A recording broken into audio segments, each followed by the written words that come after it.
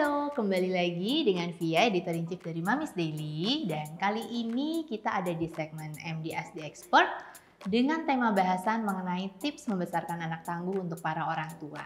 Apa saja ciri-ciri anak tangguh? Ada 5 yang akan kami bahas bersama psikolog anak dan remaja Mbak Vera Ita-Biliana. Halo, saya Vera Ita-Biliana Hadiwijoyo, seorang psikolog anak dan remaja. Kali ini saya bersama Via dari Mamis Daily akan bicarakan tentang bagaimana membesarkan anak tangguh. Disimak ya.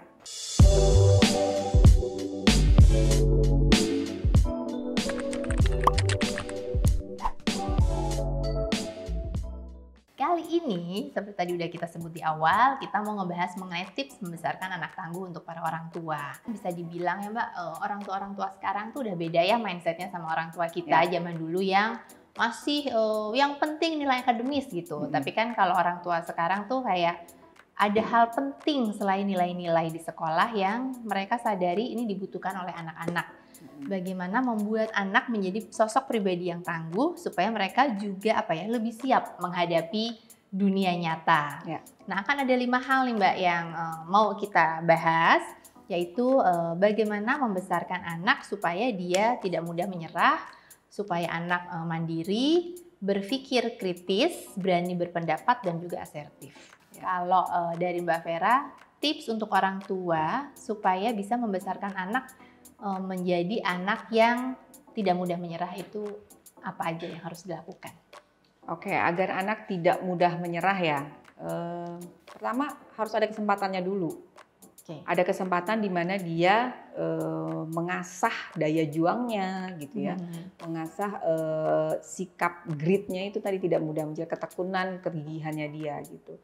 Dan untuk orang tua jangan terlalu banyak menyelamatkan, jadi don't rescue too much gitu. Jadi kan ada orang tua yang misalnya ketika anaknya kesusahan sedikit terus ya udah deh sini gitu, ya udah deh sini mama aja gitu ya, kamu tenang-tenang aja misalnya kayak gitu. Jadi anak nggak pernah ada kesempatan untuk merasakan tantangan kesulitan di mana dia bisa mencoba kemampuannya dia sendiri gitu. Nah, terus kalau kita bicara soal anak tangguh itu ada hubungannya sama locus of control. Jadi, nah locus of control itu ada 2, ada eksternal, ada internal. Contoh gampangnya biar kita bisa lebih paham, misalnya dulu-dulu ya ada orang tua kalau misalnya anaknya jatuh, yang disalahin lantai, gitu. Aduh lantainya nakal nih gitu ya. Nah itu salah satu contoh di mana locus of control-nya bentuknya eksternal. Gitu. Jadi locus of control itu adalah hal-hal yang dikaitkan sebagai penyebab atau yang mendorong terjadinya suatu kejadian. Gitu. Jadi ketika jatuh yang disalahin lantai, berarti kan yang salah lantai, bukannya aku yang hati-hati di jalan gitu ya. Nah kalau hubungannya sama anak tangguh tuh locus of control ekstra secara internalnya mesti baik. Gitu. Jadi dia ketika ada satu kejadian dia juga melihat ini ada hubungannya sama tidak mudah menyerah juga kan. Jadi ketika ada kesulitan, oh aku mungkin kurang gigih usahanya, oh aku mungkin kurang keras dorongnya, oh aku mungkin kurang rajin belajarnya. Gitu. Instead of dia cuma nyalahin yang di luar-luar. Oh nih soal yang susah, soalnya belum diajarin, gurunya nggak enak, gurunya nggak adil lah, apalah gitu, lampunya kurang terang lah, apa AC-nya kurang dingin. Nah itu segala macam gitu. Nah jadi kalau ketika kita membuat anak untuk tidak mudah menyerah, kita selalu gali, susah ya gitu ya. Jadi apa nih yang bisa dilakukan? Kamu yang kurang apa yang mesti dilakukan gitu? Apakah kurang teliti? Apakah kurang baca atau apa? Jadi kita arahkan dia ke sana.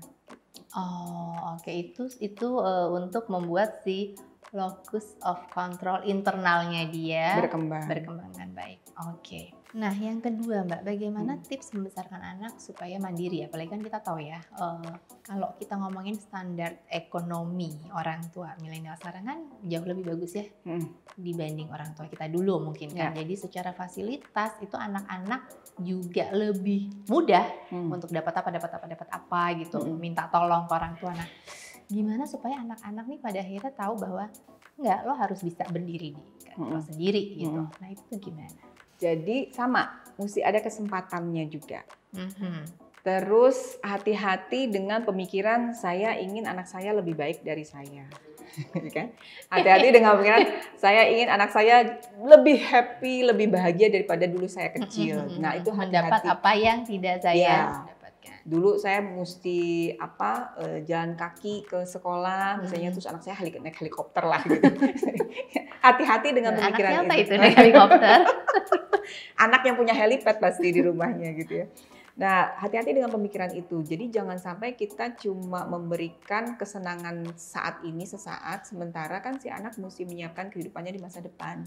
Yang mana skillnya itu ditempanya dari sekarang, yaitu dari kemandirian gitu ya. Jadi yang satu ada kesempatan, mulai dari hal-hal kecil dari keseharian di rumah. Jadi hal-hal biasanya sih aku kalau kasih tahu orang tua, mulai dari aktivitas bantu diri, segala aktivitas yang berkaitan dengan kepentingannya dia sendiri. Gitu. Jadi misalnya mandi, makan gitu ya. Anak umur 1 tahun kan belum bisa makan sendiri, ya udah nggak apa-apa, dicari hal-hal yang memang dia udah bisa. Misalnya dia makan snack food terus dia nusuk ke garpu sendiri gitu. Jadi even bayi pun, misalnya bayi yang belum bisa jalan, yang dia baru merangkak, dia mau ambil mainannya, biarkan dia merangkak sampai ke mainan, jangan terus kita ambilin si mainannya, biarkan dia meraih sendiri. Jadi dari sejak sedini mungkin tuh udah bisa yang namanya kemandirian. Sehingga anak terbiasa untuk mengandalkan dirinya sendiri. Tidak mudah cepat minta bantuan kepada orang lain. Jadi sebenarnya melatih anak mandiri itu sudah bisa bahkan dari usia bayi ya? Jangan nunggu sampai di SD misalnya gitu. Oke. Berikutnya bagaimana membesarkan anak supaya anak berani berpendapat? Nggak tahu ya, tapi kadang-kadang aku melihat dari pendidikan di Indonesia sendiri ya. Contoh sederhana deh, pada masa aku dulu itu kan kita terbiasa kita mendengarkan guru gitu, dan sampai sekarang masih ada sebenarnya sekolah-sekolah yang menerapkan kayak gitu, guru terus yang berbicara, anak sekedar mendengarkan. Atau misalnya kita mempelajari sebuah hal di buku, terus ya udah jawabannya sesuai aja dengan apa yang ada di buku. Ketika anak mempertanyakan kenapa begini tuh kayak nggak boleh misalnya kayak begitu. Nah itu gimana supaya anak-anak kita menjadi pribadi yang dia berani bersuara? Segala sesuatu pasti bermula dari rumah ya, gitu. Jadi biasakan anak untuk berpendapat, biasakan ditanya pendapatnya, terus ketika dia sudah mengeluarkan pendapat, jangan disalahin. Misalnya, oke, kita mau kemana nih gitu. Katakanlah udah pandemi sudah usai ya. Kalau sekarang kan nggak bisa nanya gitu, kita mau kemana. Gitu, kita mau kemana nih gitu. Terus si anak pilihlah satu tempat. Ternyata di tempat itu rame lah, pokoknya suasananya nggak enak gitu ya. Terus jangan anak tuh salah itu kan kamu sih yang mengajak ke sini tadi, kamu sih yang pengen ke sini tadi gitu. Kalau itu yang didapat anak, nanti besok dia tidak berani berpendapat lagi gitu. Jadinya karena dia nggak mau disalahin, ya udahlah terserah aja gitu. Jadi ada kesempatan selalu di mana dia pendapatnya ditanya dan didengarkan. Nah itu dari usia berapa, Mbak? Dari usia berapa aja sebetulnya ya gitu. Jadi ketika misalnya anak umur balita gitu ya, hari ini mau makan apa gitu. Atau mau pakai baju apa? Iya, mau pakai baju apa. Nanti dia pilih baju yang rombeng-rombeng gimana? Ya pilihannya kita selected dulu. Gitu. Jadi ada selected items. Misalnya di kulkas mama cuma punya ada telur sama ayam, jadi mau makan apa? Gitu, dia dimintain pendapatnya seperti itu. Menurut kamu bagus nggak? Atau ketika mamanya habis pakai baju, aku sih sering kayak gitu ya, pakai baju apa gitu, terus tanya ke anak-anak gimana nih, oke nggak gitu. Dan biasanya mereka menjawab dengan jujur. Ya itu satu lagi tadi yang kalau sama guru, ya kan, misalnya masalahnya di sekolah. Nah dorong anak untuk berpendapat. Kalau menurutku sih kalau sekolah yang baik, guru yang baik, mereka mau dengar. Ajarkan si anak ini bagaimana menyampaikannya dengan sopan, dengan smooth. Gitu. Aku sih sering diskusi sama yang udah remaja ya, sering kali kayak gitu. Kamu caranya gini, pendekatannya gini, dan it works sih. Gitu. Oke, next Mbak, bagaimana membesarkan anak yang kritis?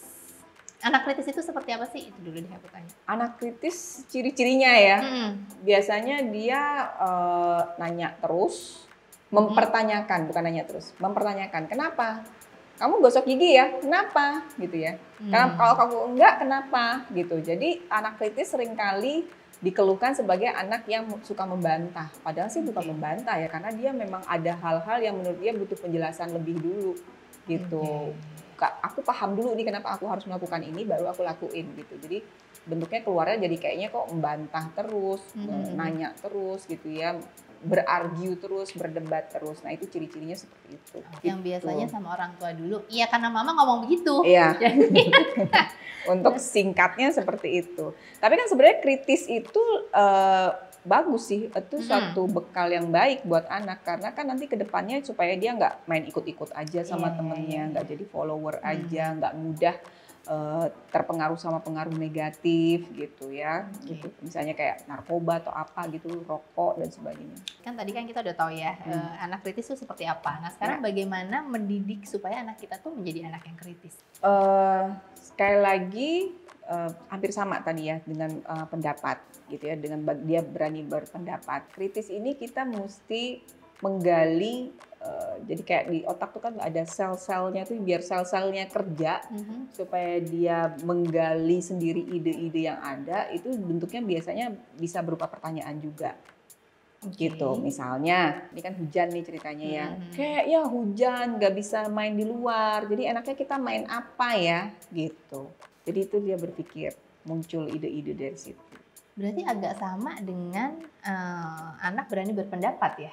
Iya, tapi kita lebih mengajak dia untuk kreatif, untuk menggali pikirannya sendiri, mengembangkan pemikirannya dia sendiri, gitu.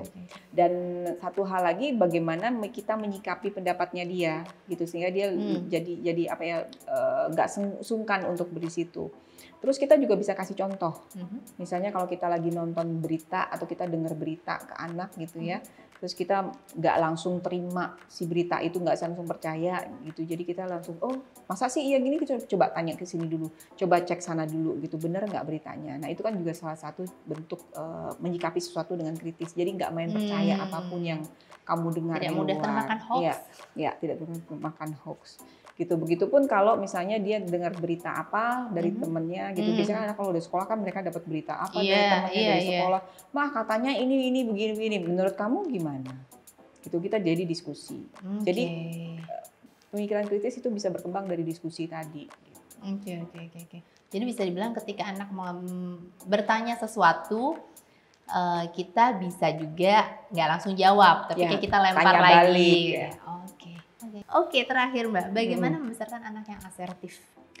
Asertif itu kan dia mampu mengungkapkan pendapatnya dia, apa yang dia mau, apa yang dia rasakan, tanpa menyinggung orang lain, gitu kan. Nah sebenarnya kalau tadi di awal-awal kita sudah membiasakan dia berpendapat, dia sudah biasa berpikir kritis, sebenarnya asertif udah tinggal dipoles aja lagi, gitu. Kalau aku sih percaya anak itu bisa belajar sesuatu, kadang nggak perlu langsung kita ajarkan, kamu harus begini loh, harus belok ke kiri, belok ke kanan, enggak. Tapi kita perlakukan anak sedemikian rupa sehingga dia tahu, oh ini namanya asertif. Jadi ketika misalnya kita keberatan dengan perilakunya dia, kita bilang lah gitu, kita ngomong lah gitu. Nah anak kan jadi terbiasa diperlakukan dengan asertif, walaupun asertifnya datang dari kita. Jadi nanti dia akan serap, dia akan pakai. Gitu. Jadi itu apa ya dibilangnya, contoh dan sekaligus diterapkan juga kan? Tapi menerapkan juga, misalnya aduh sakit deh nih kalau kamu nyender di sini gitu, misalnya anak lagi duduk senderan sama kita gitu ya, dan beratnya udah bertambah berat selama pandemi ini gitu ya. Terus kita bilang aduh sakit deh gitu.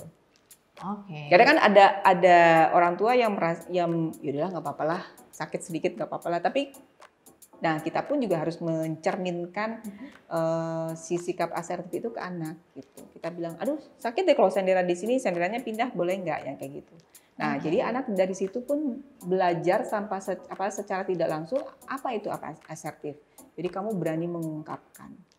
Dengan cara yang tidak langsung mengajarkan. Gitu. Misalnya juga kayak makanan gitu ya. Kalau di rumahku sering makanan gitu ya, terus mereka mau ambil gitu ya, terus mama juga mau dong gitu ya, mama juga mau, tapi kita berusaha dengan kalimat yang tadi kan asertif kan tidak menyakiti orang lain gitu ya, kita bilang mama juga mau dong, kita nggak bilang kamu kok rakus banget sih banyak ngabisin gitu, enggak gitu, itu bukan asertif, mama juga mau dong gitu ya, mama kan juga pengen coba. Nah itu seperti itu, anak juga akan belajar, oh oke.